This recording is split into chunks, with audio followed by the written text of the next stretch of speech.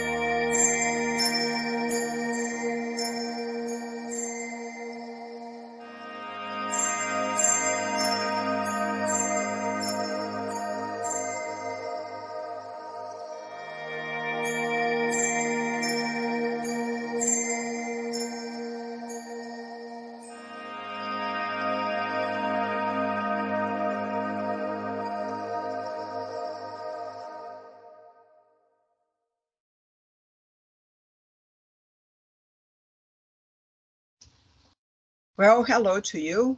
Good morning, good afternoon, and good evening. Today we have a pleasure to have once again and Ludmila here, but this time she will be talking about mindfulness, her experience and practice of mindfulness with her and her clients. So welcome, Ludmila. It's a pleasure to have you again. It's always very nice to spend some time with you. Thank you so much. Pleasure to be here with you. Thank you for inviting me again. So can you tell me a little bit about your journey with mindfulness and how you start from practice to yourself to be as a tool for your clients? Sure. Before we get started into that, how I got into mindfulness, if it's okay with you, I'd like to give a short introduction about mindfulness. Mm-hmm. Mindfulness was originated in the Eastern, Asian, and Buddhist philosophy, and has the roots there. And it has been used for more than 2,500 years. And now it's becoming very popular. I say now, since the 20s, it's becoming very popular here in the West. And I started my journey with mindfulness in China. Actually, it was one of the first techniques that I got in touch with while I lived there. I lived in Shanghai for 5 years. And I had a yoga teacher, and she introduced me to few people that have been very important in my life. And one of them has been a master of meditation and mindfulness in a Buddhist temple in Shanghai. And there I got to take some classes and start to applying myself. So when I got started, it was just like basically for me as a self-regulation, kind of like trying to deal with the whole challenges of being an expat, a new mom, the Holocaust of being abroad from US. And so it was very powerful. It was very useful. And that's when I started to say, maybe it would be interesting that to share with other people. And that's how my journey started. Good. And so getting what you are saying, so what does mindfulness mean? Or because there are people make a mistake, what is mindfulness? Yes. Well, that's kind of, it's a simple definition, It's basically living in the present moment. And the founder, I would say, the ambassador of mindfulness in the Western world, that is John Kabat-Zinn, that's the founder of the Stress Reduction Clinic in Boston. He worked in Boston University. And there, from some studies, he, the whole idea of mindfulness boomed around the American, Europe, the Western world. And basically, mindful means the ability to be present, to feel, to be aware. So mindfulness is the ability of being aware of your thoughts, your feelings, your body reactions, and process all this information in a very organic manner. If Mm-hmm. that makes sense. Yes, yes. And how do we practice mindfulness? Okay, that's a good question. Well, mindfulness is you, like I said, it's like the ability of being present. What is that? What is that? It is a great book from Mecca Toller, that's a very, very famous, so The Power of Now. And he talks a lot about that, like teaching people to observe the present moment. The thing is, our mind is racing the whole time. We are basically living in the past and the future, and we are rarely in the present moment. So being aware right now, like I'm here with you. How does my body feel right now? What kind of thoughts are going through my mind? You know, what kind of energy can I perceive with my surroundings? It's basically the ability to use your sense, become aware of the information that your senses is providing you. To get started, basically, um, it's building a relationship with your five senses first, and then from there you can deeper your experience with mindfulness. Okay, thank you. And are there any pillar or principles for mindfulness? Yeah, basically the foundation of mindfulness, it's grounded on seven pillars. The ability of no judgment, of being aware of, like, especially our thoughts. And once that you start judging your thoughts, you're not present anymore, because you start connecting with memories that you consider to be right or wrong, um, and you connect with your biases, and that detach you from the present moment. So it's the practice of not being judging, patience, because it's to practice a new skill, to learn a new skill, to build a relationship, you require a lot of patience. And also the beginner's mind. It's like, you know, what do I really know? Ask these questions. Uh, so I have the third question for you. Sure. Are there any pillar or principles of mindfulness? Yes, basically the structure, let's put it that way, the pillars of mindfulness. It's based on non-judgment. It's the ability not to judge yourself, is to be neutral, and to kind of like watch yourself there, with any kind of preconception. So it's a great invitation for you to get to know your unconscious biases, for you to get to know your preconceptions as well, because you are in this no judgment state. Patience is another one that is very important. And because you are creating a new habit, you're developing a new skills, you're reshaping your the construct of your personality, let's put it that way. It requires patience because it's uncomfortable. In the beginning, it is uncomfortable.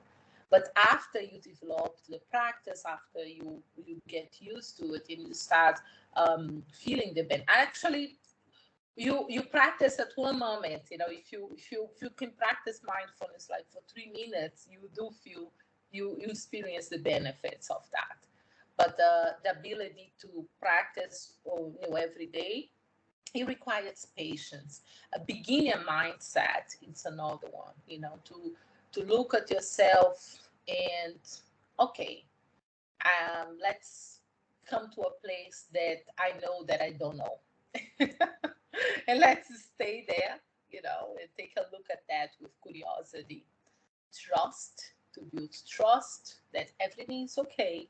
You have all that you need, and you allowed to build this relationship with yourself. So this trust is something fundamental, and most of the time we are not very aware that we don't trust ourselves so deeply. No striving, acceptance, to accept whatever that it is, and going again to non-judgment, but acceptance is just the ability to look at it and be neutral and receive that and embrace that, however that looks like, and let it go. Let it go, the need of controlling, of need of have to have the power, or to behave in a sort of way that it was taught that we should conform to. So those are the pillars of mindfulness. If you practice those skills, it will support you to be present, fully present with yourself. Yeah, it's very, very good. One of this that you are talking about, the acceptance, because when there is two type of acceptance, can be like, okay, I go, that's fine, I can't do any. That one you say, or the another one that you say, okay, is that way, I can't control nothing really, and let the thing go the way that came, or go whatever, because sometimes we become a little bit disappointed with what happened. Yeah, the expectation, right? We build expectations, and that's very interesting point when you mention like the different types of acceptance, because basically the acceptance is in this perspective that you in this place, and then your mind is gonna be telling you, you are able to do this, you're not able to do that, you're supposed to behave in a certain way, you have things to do, you have no time for that. But to just to acknowledge that, not start a discussion within you, to say, yes, I acknowledge that my thoughts are telling me that, and I'm just going to observe how does this feel, and come to this place of curiosity. Yeah. Sounds simple, The right? curiosity, because our thoughts is just a thoughts, no? It's not, is don't define, they don't define us. It's just something that the mind produce, like produce biscuits, and in the factory of biscuits, and what they produce, well, if it's a manufacturer of biscuit, they produce biscuits. So our mind is like a manufacturer of thoughts. They can do nothing, like, They so keep coming. coming And like yes, I love this sentence. I don't know where I heard it, but it's like thoughts are not facts, And I think this is so simplistic and so beautiful. yeah. And but to be there, present, whatever you're telling me, let me look. It's not okay. It's not okay. It is okay. There is no judgment there. I'm here with you. Let Hmm. me just feel, how does these thoughts feel? Hmm. Exactly. So the next question, what are the easiest steps to practice? I think if you put this foundation together, and take the time to be present, to experience the moment. There is a book that I love, The Power of Now from Eckhart Tolle. It's a quite popular book, and he goes into so beautifully deep on this perspective of being present. What does it mean? So our mind is always racing, to the future or going back to the past, but we are mostly never in the present moment. I'm here sitting talking with you. How does my body feel? And do I have any expectations? What are my thoughts telling me? What kind of taste do I feel in my mouth? How do I hear your voice? What am I seeing? And all these things, goes very sublime to the idea of acting. We need to act all the time, and action take us out of the present. So my invitation to all of you that want to get started is to take a moment and start connecting with your five senses. You know, when you connect with your five senses, what I'm seeing, what I'm hearing, what I'm tasting, what's my tactic telling me, when you start creating this relationship, then you might, after a while, get in connection and build a relationship with your other senses as well that we do have. Exactly. And the another question is the one that sometimes that the people get confused, as I mentioned. What is the difference between mindfulness and meditation? Oh, that's a good question. Yes, I love that. Kabat-Zinn says the ambassador of mindfulness to the West, and the one that opened up the stress reduction clinic in Boston. He says something that I think is so beautifully. It's like mindfulness, the quality, and meditation is the practice. And basically, it is the mindfulness. It is a quality of that you develop within you. So it's basically like skills that you develop and to become aware. And when you develop this relationship, I like to call mindfulness as well, associated with relationship. When you create this relationship within you, it's so much easier to implement all the practices. Because when you notice, you know, that your body is experiencing anxiety or fear or whatever, you know, symptoms, you can connect with the quality of mindfulness. I'm here in this present moment and I'm aware of my environment. I'm aware of my body. I'm aware of everything that is here now.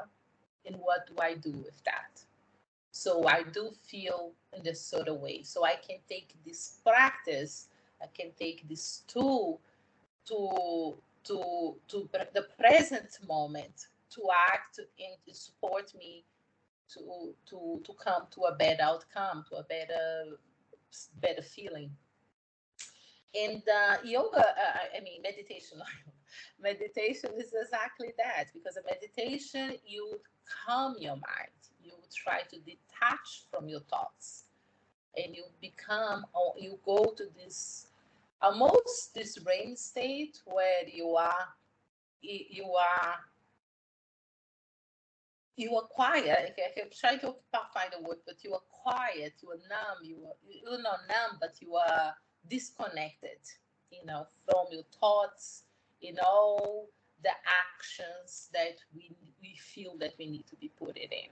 So the meditation is that, is this deepest quietness that you practice within your mind. And mindfulness is the quality of assessing the present moment, if that makes sense. Is that Yeah. confusing or? Yes. No, it's clear. Yeah, because it's when you can, in terms of meditation, you can there is different ways to meditate. It's not needed to be no thoughts, nothing, the emptiness. This probably will come one day after many years of practice, when your thoughts come down, and they as sometimes I say to my students when I introduce some meditation related to Reiki, I say, imagine that your mind is like a pet, you know, a dog, and you needed to say, sit, stand, and I give to you a treat or something, and with this, the mind knows that that time is to be shut up. It's like a re-education of someone and a being inside that produce so much stuff. I don't know. Now you can have a rest, have a nap, sleep, or whatever. But it's time for me. No, have a no. But take time and take a kind of perseverance to keep going. Otherwise, if you no, I can't do it. But you can do 1 minute. That's fine. 2 minutes, and build in that way. Otherwise, we needed to be also a little bit kind with us. Oh, yeah, definitely. And thank you for bringing this up because this is such an important point in meditation. Because when I say here, the ability to quiet your mind and your thoughts, and people listen to us, they might have this idea of, oh, I'm never meditating then because for more than I sit there and I try, my thoughts keeps coming. And yes, you're right. It takes many years to be able to meditate, like for half an hour, or many many years. So if you can do for 30 seconds, for 1 minute, and gradually get there. But the work of meditation is basically like, I would use the word again, building a relationship with your thoughts. It's more directed towards your thoughts, quieting your mind in a sort of level, and giving tools for that. And also, yes, as you mentioned, there is many types of meditation, guided meditation, where you use imagination, where you can guide your thoughts to levels of more calmness and more harmony. And this is so beneficial as well. But the work of meditations is more focused on the thoughts. Do you Yes. agree with that, or do you have Yes, other thoughts about I that? agree with that. And the mindfulness is to keep your mind focused in one task sometime Yes, in the present moment. in Like the I'm present. washing the dishes. How does water feel? What's the Yeah. temperature of the soap? And are my feet on the ground? It's the ability of experience the present moment in Hmm. the meditation to build a relationship with your thoughts in a Yes, positive way. very good. I like this definition. I may write down. We can go together, so Yes, it's true. good collaboration. The next question, is the mindfulness helpful for everyone or in the benefits with this practice? What do you think? Oh yes, it's definitely, definitely. And actually, with kids, it's amazing, amazing because they can do it so well, and it's so good for their well-being. Everybody can benefit from mindfulness because it's so beautiful when you become intentional. And I would like to repeat the word intentional, to put an intention to practice mindfulness. Um, because you have so much more possibilities to grow, to have a mindset, a growth of mindset, and for you, whatever beliefs that you have spiritually, or you just grow as a whole when you're aware of who you are and what Hmm. you feel and how you experience the world around you. And the one thing that I'm gonna bring into coaching, Exactly. this is what I always talk to my clients, is when you're aware of the present moment, in connection with what you can really control and the things that you cannot control. And also you have more power to use your skills to what you can influence, in a direction of something, of a result that will benefit you the most. So I definitely encourage every parent who have kids, for elderlies, for everyone, for people that are working hard and are busy and stressed. Every stage of our lives, is so so important. And when you say, Eckhart Tolle, I'm gonna mention him again. He always says it's interesting because when you say just to be present, and you're like okay, this is easy, checked.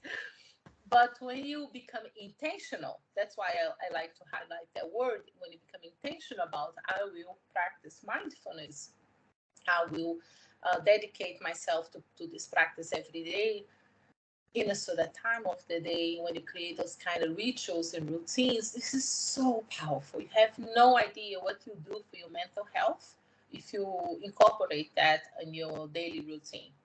And you can do in the morning, or you can schedule like a time, just 5 minutes. I'll practice mindfulness before going to sleep. It helps so many people that have sleeping problems. Also with eating, People that overeat or don't eat enough, to practice mindfulness when they are eating, or it's just amazing. I think You can put in everywhere when you are walking. I am walking, and let me appreciate where I am now walking, and no walking. And many times we get ourselves like walking and thinking, when I come back I need to do this. So why you went to walk if you want to do so many things afterwards, né? Exactly. So is you are walking, try to concentrate that you are walking, or if you are working, you are fully present doing a task, né? So, or when you are reading a book, you are reading the book, you are totally in the book, né? So it's Yes, in today's culture is something that is becoming every day more challenging. And I'm not comparing our generation, because we tend to have this tendency to say, oh, the generation. No, we are perfect the way we are right now with all the resources that we have. And it's amazing all the progress that we have done with technology. Amazing. Look, we are talking. I'm here in Austria, you, UK. Amazing. All the people listen to us. But the thing is, all the equipments that we are using is to do things fast. We are very impatient. Actually, there is studies that our brain is changing to adapt, to how we are processing. Our phones are created intentionally in a way that we can experience so many emotions. You go to Instagram and you're just like, drum, drum, drum. yes. You can experience so many emotions in a very short time of period, and you have no idea where are those feelings coming from, because there is not enough time to process all this information. And it's not a bad thing. It's not a bad thing. I like to say that because many, especially holistics, they tend to judge and say, oh, this is no good, let's throw out our phones and live in a in a forest. Great, if that's good for them, that's great. But I really think that's adapting.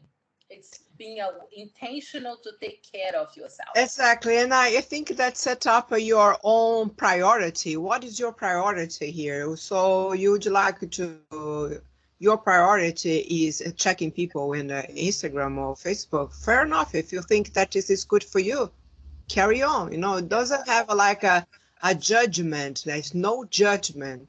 But if you are doing and feel guilty, so why you are feeling guilty if you are in Instagram or Facebook for hours? So this is to be aware what you really think that is your priority in that way. So my priority, okay, is I need to be there because this, that, because it's a time for me that I am a switch off of everything and I am looking for something, and depends really. Yes. But I like to switch a little bit the order of words, if I may. Like, I love the highlighting of the priority. But when you say awareness, when you become aware of how you're feeling, how your environment, decisions is impacting you, then you can prioritize better. And that's when the practice of mindfulness can support you so well, because you become aware of what is okay, what is doing for you. Give the space to decompress, to debrief all the information. Yes. And then you can assess, okay, what do I really want right now? Where I'm gonna devote my attention? What's my priority, right?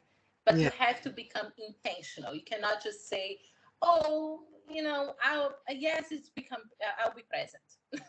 No, no, no. You have to become. I mean, you have to, if that's your goal, to build a self connection in development and take care of your mental health as well. Is to be intentional about. I will intentionally practice mindfulness. I will intentionally look at Instagram. I will intentionally, make your priorities or do whatever you are doing. If you, I just like to share that. Exactly. Any tips you consider to give for beginners or people with a difficulty to practice? Oh yeah. Well, I would definitely suggest to create a small ritual throughout the day, and when you can practice every day at the same time. Because since you're building a skill and it's not comfortable, because we do not like change, Yeah. we like to get up and go. But if you be, and that's come the word again, intentional. When you getting started, if you can separate, like, I don't know, 5 minutes in the morning or after lunch or at night, and to practice mindfulness, you can just adjust yourself and try to sit up straight, and and you can just feel. You don't even need to close your eyes if it's not available to you, but to start to scanning your body and connecting with your five senses. Feel your feet in the ground, your legs, your knees, and start scanning up. Check your temperature, what are you smelling, what kind of smell can you feel, what are you hearing, what are you seeing, what kind of taste you have in your mouth, how does your hair feels like. Be curious to, it's like you are, a little ant walking through your whole body, that will be like a mountain, and you're exploring that. How does that look like? What kind of feelings and reactions are you feeling? And if you can just practice that, just 5 minutes a day. In the beginning, I would really recommend to use the same time a day. And if you like, moving forward, you can incorporate with another tools of simple meditation, of setting an intention for the day. So this is how I feel, and that's setting out there. When you start with mindfulness, there is so much possibilities to incorporate other techniques Hmm. that supports you. So that will be my invitation. And there is a book as well that I just finished reading that I thought it was fantastic. I have Mindfulness, Bliss, and Beyond. I'm going to write it to you so you can share with them. And the author is Ajahn Brahan. I hope I'm pronouncing right. But it was amazing. It was a very, very interesting book, and gives some ideas as well of meditation. And I recommend. And Power of Now. Also. I love Yeah, that yes, book. Power of Now. It's a great book. Yeah. It's a Yeah. great book indeed. Yeah, it's wonderful. So thank you so much for giving your time for us to share about mindfulness. It's always a pleasure to connect with you. Know that we are not connect. We are always connect, but Yes. in this moment in here. So thank you so much, Mila, and I hope to see you another time. Sure. Thank you for having me. And now feel free to reach out if anybody watching has any questions. And it's always a pleasure to talk to you. And hopefully you can be here again. Yes, thank you. Thank you. Thank you. See you next Take time. care. Bye. Bye.